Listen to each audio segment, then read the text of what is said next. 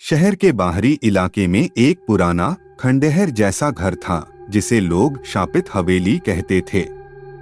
कहा जाता था कि इस घर में कोई आत्मा रहती है जो रात के समय शिकार करती है। एक दिन चार दोस्त रोहित, अंशु, प्रिया और काव्या उस घर के बारे में सच्चाई जानने के लिए वहां जाने का फैसला करते हैं। रात के समय टॉर्च और कैमरों के साथ वे घर के अंदर दाखिल होते हैं। घर अंदर से जर्जर था, हर कोने में धूल और मकड़ी के जाले थे। जैसे ही वे अंदर गए, दरवाजा अपने आप जोर से बंद हो गया। चारों डर के मारे एक दूसरे को देख रहे थे, लेकिन उन्होंने साहस दिखाते हुए आगे बढ़ना जारी रखा। घर की दीवारों पर अजीब सी आकृतियां बनी थीं, मानो किसी ने खून से चित्र बनाए हों। अचानक रोहित को महसूस हुआ कि कोई उसके कंधे पर हाथ रख रहा है। उसने पलटकर देखा, लेकिन पीछे कोई नहीं था। अंशु ने कहा, यहाँ से चलो, मुझे यह जगह अच्छी नहीं लग रही, लेकिन बाकी दोस्तों ने उसे चुप कराते हुए आगे बढ़ने का इशारा किया। वे सभी एक बड़े कमरे में पहुंचे, जहां बीचों बीच एक पुराना दर्पण रखा था।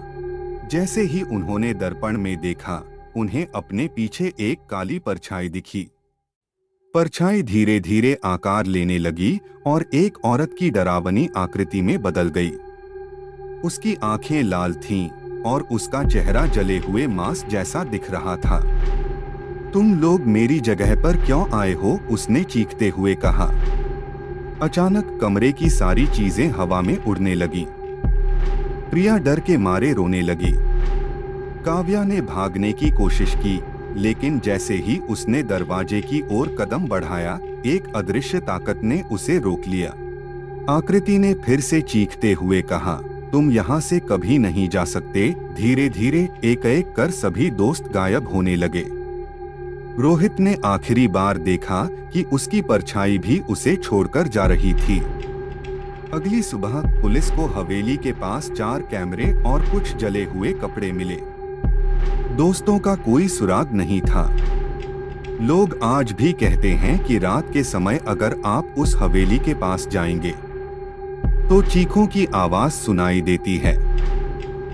और हवेली के दर्पण में 4 परछाइयां हमेशा के लिए कैद हो चुकी हैं। अगर आपको हमारी ये दिल छू लेने वाली कहानी पसंद आई हो तो हमें सपोर्ट करना मत भूलिएगा। आपके प्यार और साथ के लिए दिल से शुक्रिया।